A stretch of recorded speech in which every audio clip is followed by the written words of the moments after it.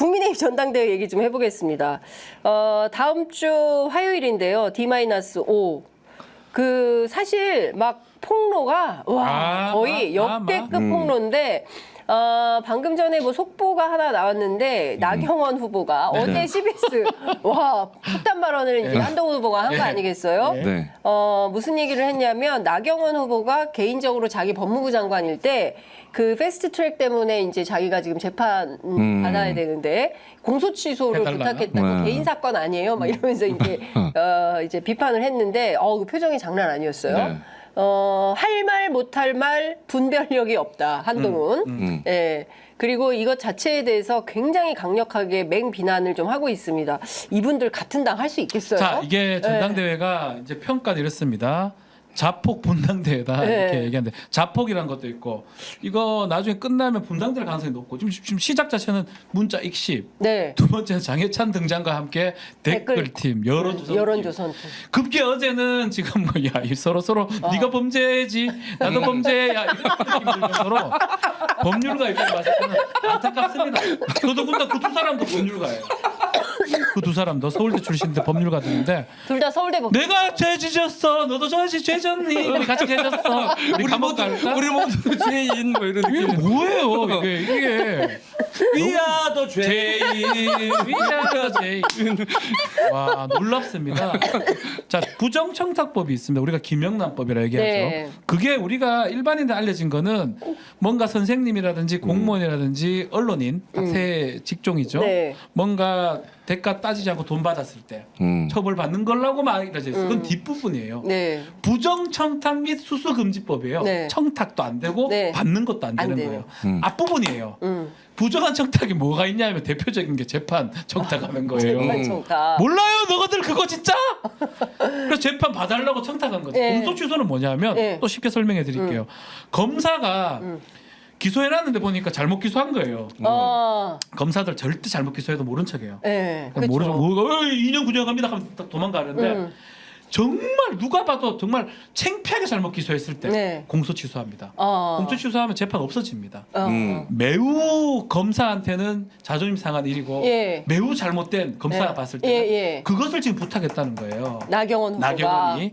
그러니까 한동훈이 그 얘기를 하니까 나경원 제 사건도 아니고 본인 사건 맞아요라고 막 싸움 났고 그러니까 이게 사실 서로 부정청탁법 위반이 되는데 그걸 신고를 하면 신고할 의무가 있거든요. 권익위에 그걸 또 안 한 거죠. 법무장관 안 한 거예요. 이런 상황에서 서로 한동훈 입이 문제다. 한동훈 홍준표 시장 얘기하고 오히려 범죄 저질렀는데 오히려 다른 얘기를 하면서 논란이 더 가중되고 있는 상황이 보입니다. 그러니까 위아더 월드가 위아더 죄인. 위아더 죄인. 야. 아니 이런 식으로 지금 자폭 공격을 하고 있잖아요. 이 자폭 공격하면 생각나는 게 이제 가미카제 특공대 생각나지 않습니까? 2차 대전 때. 근데 이 가미카제 특공대가 등장한 시기가 보면 2차 대전 거의 막바지예요. 일본이 이제 완전 폐색이 짙어가지고 아무것도 할 수 없을 때 나왔던 게 그 가미카제 특공대였습니다. 지금 이런 식으로 국민의힘 내부에서 전당대회를 앞두고 지금 진짜 자폭 테러가 벌어지고 있잖아요. 모든 사안이 보면 본인도 엮여 있어. 그러니까. 그리고 옛날에 이명박근혜가 대선 후보 자리를 두고 경합할 때는 그때 서로를 향해서 공격했던 것들도 나중에 이제 다 사실을 밝혀지고 그것 때문에 감옥도 가셨지만 사안이 굉장히 복잡한 사안들이었거든요. 그리고 그 사안에 대해서 수사하는데도 시간이 오래 걸리고 그리고 그 가치 판단하는 것도 사람마다 기준에 따라도 달라질 수 있는 사안들이었기 때문에 이미지 타격은 입힐 수 있으나 뭐 바로바로 이렇게 밝혀질 수 없는 사안들이었어요. 근데 요즘 하는 이야기들은 굉장히 심플하고 깊어. 이게 여론조사팀을 운영했느냐 밝혀내는 거 굉장히 쉽습니다. 그리고 장해찬 씨가 본인이 직접 거기 그 안에 한동훈 위원장이 그렇게 위중하다고 생각하면 너 가서 자수해.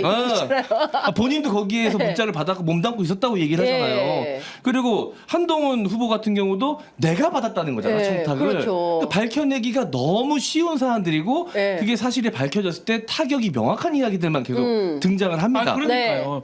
장원 씨가 뭐 수사도 안 해본 장원 씨가 얘기할 정도잖아요. 또 군검사. 그렇죠. 군검사. 제가 또 군판사도 수사 좀 해봤죠. 장군 진급 비리 사건도 해봤고 매우 간단합니다. 매우 간단. 지금 장원 씨가 얘기한 것처럼 특히 지금 이 사건 자체는 금방 드러납니다. 금방. 수사가 너무 쉽잖아요. 너무 그죠? 쉬워요. 네. 지금 장원 씨와 둘이 네. 특검 임명해주면 네. 둘이 같이 저는 다 필요 없어요. 장원 씨 오창석 저 특검 보고 시켜줘. 특검 보고. 너 시켜줄 테니까 정장 입고. 오창석 정장 가고 입고, 내가 네. 특검하고 네. 아니, 또 특검보. 비웃을 것 같지만 제가 특검 자격이 됩니다. 어. 법조인이요. 15년 넘게 했거든요. 이래 보여도 엄청 오래 했어요. 좀 하면 수사관이 아니라 특검이에요. 한다면 박특검. 박영수예요. 박영수. 두 명이면 돼. 인권 구별이 많이 안 돼. 돼. 아이고, 그럼 간단해. 자꾸 네가 알아서 하면 돼. 네가 하락한 사람 다 잡아내요. 너무나 쉬운 것들을 금방 밝혀낼 수 있는 것들을 얘기를 하고 있다는 거예요. 너무나 답답합니다. 네. 장해찬만 부르면 돼요. 장해찬 불러서 빵 같은 거 몇 개 주면 장해찬 다 얘기할 것 같아요. 빵 같은 너무나 거 몇 개 답답합니다. 주면. 그래서 그러니까. 결과론적으로는 자폭을 하고 있는 것 같아요. 네. 서로. 네. 한동훈이 그만큼 대세가 돼서 불안해서 그런 걸 수도 있고 또 한동훈 입장에서도 본인은 방어만 되는데 또 공격하는 과정에서 공소 취소 이 얘기를 해버린 거잖아요. 그렇죠. 본인이. 예. 그 저는 앞으로가 전당대 끝났을 때가 더 주목해야 된다. 아, 봉합 어렵습니다. 봉합이 어렵다. 이게 선무당이 사람 잡는다 그러잖아요. 네. 지금 국힘님 선무당 페스티벌이 열렸습니다. 지금. 아니 한동훈 후보 같은 경우는 지금 갑자기 전선을 확대시켰어요. 아니 지금 며칠 안 남은 상황에서 네. 지금 전당대회가 며칠 안 남은 상황에서 나경원 후보는 사실 입장이 좀 애매했거든요. 네.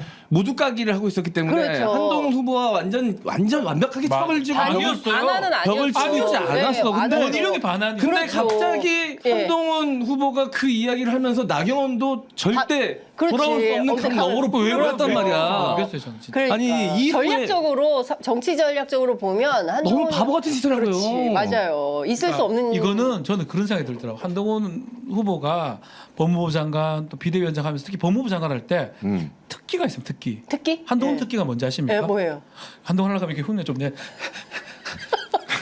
제가 민주당입니까? 이게 뭐 이렇게 하는 건데 한동훈 위원장 후보의 가장 강력한 특기가 남의 약점을 물고 늘어뜨리는 겁니다. 아, 어떤 질문 해봐요.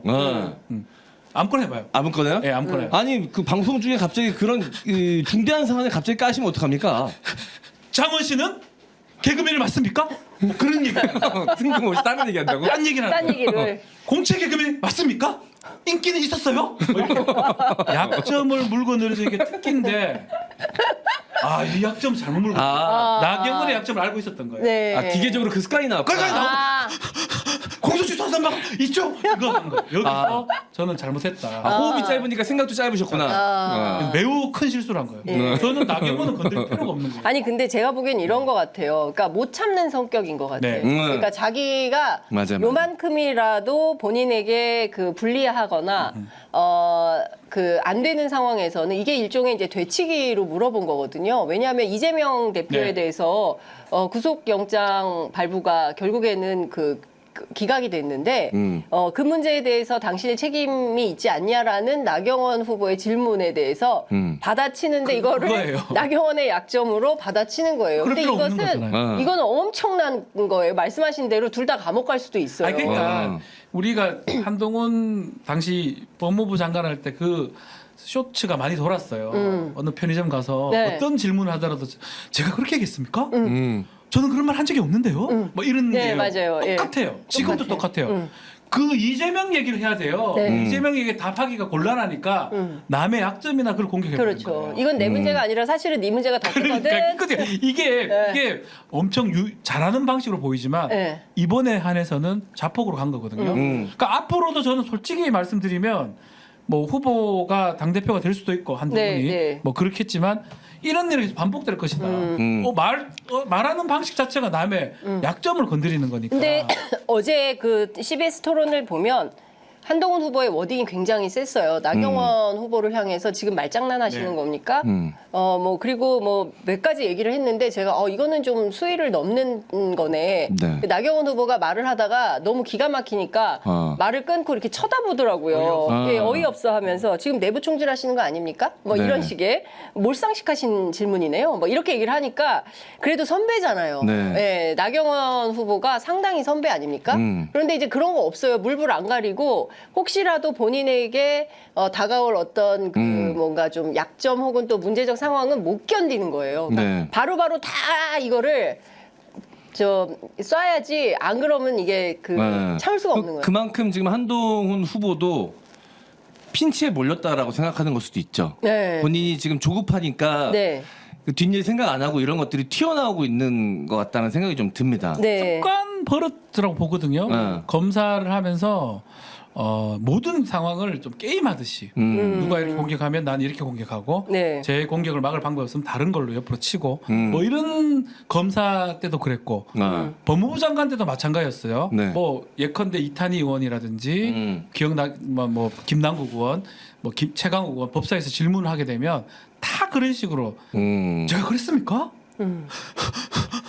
그건 민주당이 할 얘기가 아닌 것 같은데요. 똑같아요. 그러니까. 지금 그 방식이 그 습관이 네. 뭐 저도 장원 씨 말 동의하는데 이걸로 해가지고 제압을 해야 되겠다. 안 되면 난 무너질 수 있다. 그런 어떤 습관적인 것들이 나온 게 아닌가. 근데 검사와 들어요. 피의자의 관계에서는 그런 식의 전략이 통할 수 있죠. 왜냐하면 그렇죠. 일단 검사는 우위에 있으니까 검사는 리스크가 없습니다. 피의자의 심리만 갖고 놀면 돼요. 근데 지금 같은 경우는 둘이 동등한 입장이잖아요. 그렇죠. 거기서 검사가 피의자 다루듯 하다 보면 본인도 리스크를 감내해야 된다는 사실을 자꾸 잊으시는 것 같아요. 그러니까요. 예. 그 방금 전에 뭐 단독 보도가 하나 나왔는데요. 나경원, 원희룡, 당대표 최고위원 모두 단일화 싹 다 없다. 제가 보기에 와 네. 이번에 완전히 3파전, 4파전으로 가고 네. 있는데 그러니까 3명이 합쳐도 한동훈 후보 이기기가 어려운 구도인데 근데 단일화까지 이제 없으니까 어차피 이게 결선이 있기 때문에 네. 단일화 필요가 없긴 한데 네. 그래서 근데 이제 그런 것도 있겠죠. 이게 끝까지 어떤 뭐 처절함을 보여주려고 하는 네, 것 같긴 예. 한데 예. 네. 그래서 분위기상은 좀 넘어간 것 같거든요 한동훈한테. 그러니까 네. 전반적 여론조사도 그렇고 네. 분위기는 한동훈 후보한테 많이 넘어갔는데 어제에 있었던 CBS 토론이 당심에 또 어떤 영향을 미치게 될지 이건 또 지켜봐야 될 것 같아요.